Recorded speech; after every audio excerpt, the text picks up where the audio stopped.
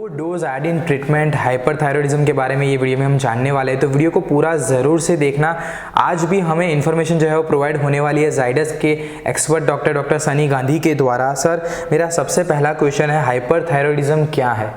Basically सब इंसान के बॉडी के अंदर एक थायराइड ग्लैंड गले के सेंटर पार्ट में होती है, जिसका काम है थायराइड हार्मोन बनाना, जो कि बॉडी के बहुत सारे फंक्शन के लिए बहुत ज़रूरी है। अब जब ये थायराइड ग्लैंड पूरी ग्लैंड ज़्यादा काम करने लगती है, या तो उसका कोई हिस्सा हाइपर फंक्शनिंग हो जाता है, जिसको हम हाइपर फंक्शनिंग थायराइड नोड्यूल भी बोलते हैं। तो ये सब चीज़ों में बॉडी के अंदर, स्पेशली ब्लड के अंदर थायराइड हार्मोन के लेवल बहुत ज़्यादा बढ़ जाता है, और उसके कारण बहुत सारे फंक्शन में अबनॉर्मलिटी हो जाती है और सिम्टम्स पेशेंट को आते हैं, जिसको बोलते हैं हाइपरथायरॉयडिज्म। ओके, तो सर ये जो हाइपरथायरॉयडिज्म है, क्या उसे हम कैंसर का नाम दे सकते हैं? क्योंकि यहाँ पे भी कुछ रेडियो एक्टिव मटेरियल यूज़ होने वाले हैं। नहीं, ये कोई कैंसर नहीं है, नॉन कैंसरस बीमारी है, जिसके लिए भी रेडियो एक्टिव मटेरियल बिल्कुल यूज़ हो सकता है। ओके सर, मेरा नेक्स्ट क्वेश्चन जुड़ा हुआ है रेडियो एक्टिव आयोडीन ट्रीटमेंट के साथ। तो बेसिकली ट्रीटमेंट क्या है और क्यों पेशेंट को जो है वो दी जाती है?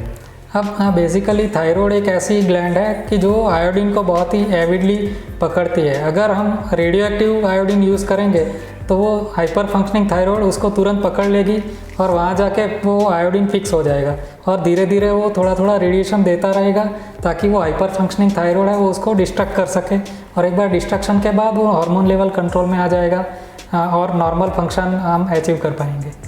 ओके सर, नेक्स्ट क्वेश्चन है कि ये रेडियो एक्टिव आयोडीन जो है वो बॉडी में जाते ही काम किस तरह से करता है? किस तरह से पेशेंट्स को जो है वो ये ट्रीटमेंट से आगे जाके फ़ायदा होगा?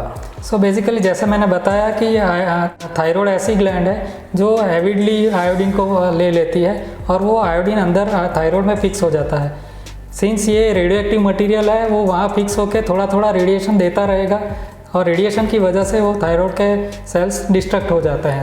इस तरह से वो काम करता है। और यहाँ पे भी रेडियो एक्टिव मटेरियल का नाम आ रहा है, तो जैसे मैं हर एक एपिसोड में आपसे पूछता हूँ कि ये जो मटेरियल है रेडियो एक्टिव आयोडीन, उसकी हाफ लाइफ जो है वो अप्रॉक्सीमेटली क्या रहेगी? कितने समय तक ये रेडियो एक्टिव मटेरियल पेशेंट की बॉडी में रहेगा?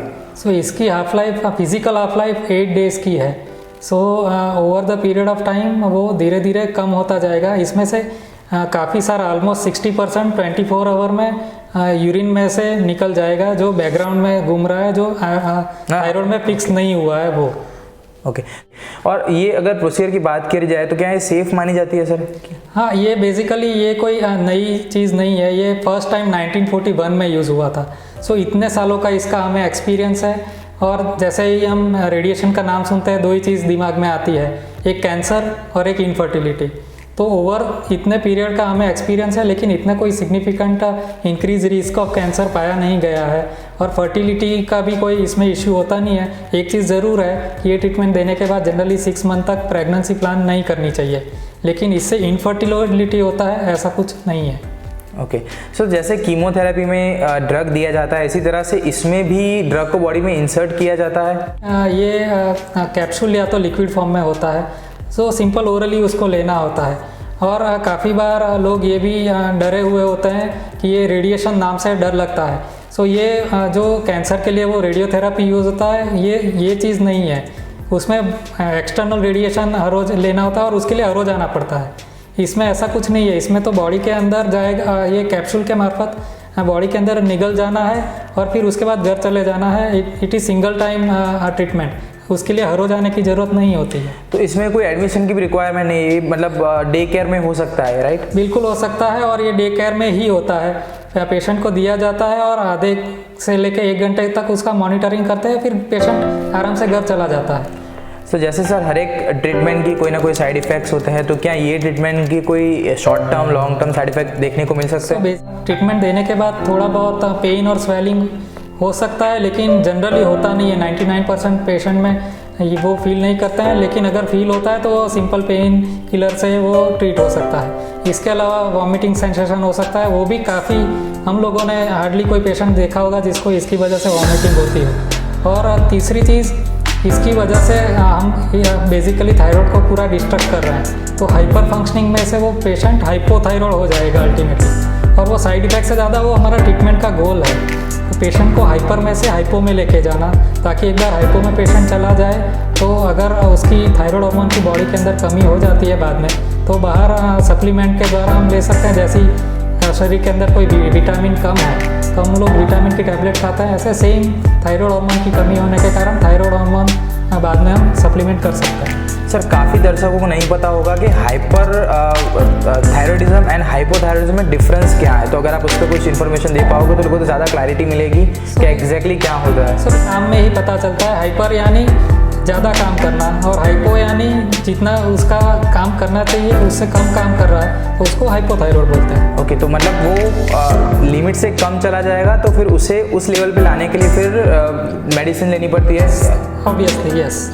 ओके एंड सर अगर ये जैसे कि आपने बताया कि डे केयर ट्रीटमेंट है, सुबह पेशेंट आता है, प्रोसीजर हो जाती है और वो घर चला जाता है, तो उसे क्या एक्सपीरियंस होगा उसके बाद, और क्या इसका कोई फॉलोअप होता है कि आपको इतने टाइम में ये फॉलोअप करना है, क्या रिस्पॉन्स है देखने के नहीं?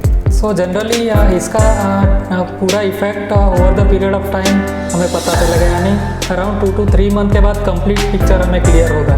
सो उसी के बाद हमें ब्लड टेस्ट और बाकी सारे पैरामीटर्स ट्रीटमेंट कितना इफेक्टिव हुआ वो चेक करने के लिए करना पड़ता है। सो अदरवाइज पेशेंट को ऐसा सिम्टम वाइज ज़्यादा कुछ प्रॉब्लम नहीं होती है, लेकिन अगर मीनवाइल पेशेंट ऑलरेडी हाइपो में चला गया है तो हाइपोथायराइड के सिम्टम डेवलप हो सकते हैं।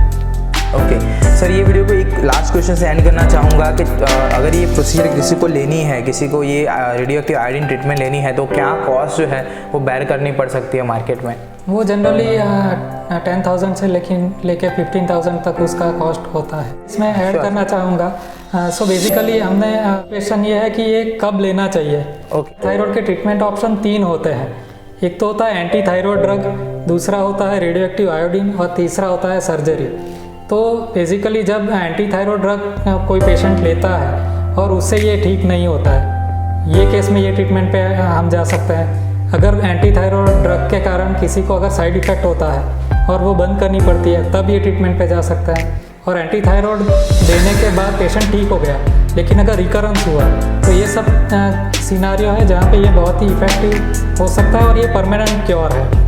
इसमें एक बात भी है और कॉस्ट इफेक्टिव भी काफ़ी। यस राइट, तो आशा रखता हूँ दोस्तों आपको लो आयोडीन ट्रीटमेंट के बारे में सारी चीज़ें समझ आई होगी। नेक्स्ट वीडियो में हम डिस्कस करने वाले हैं हाई डोज आयोडीन ट्रीटमेंट के बारे में, तो वीडियो को मिस मत करना। आशा रखता हूँ वीडियो आपको पसंद आया होगा। आया है लाइक कर दो, शेयर कर दो। अगली वीडियो में मुलाकात होगी, तब तक के लिए जय हिंद, वंदे मातरम।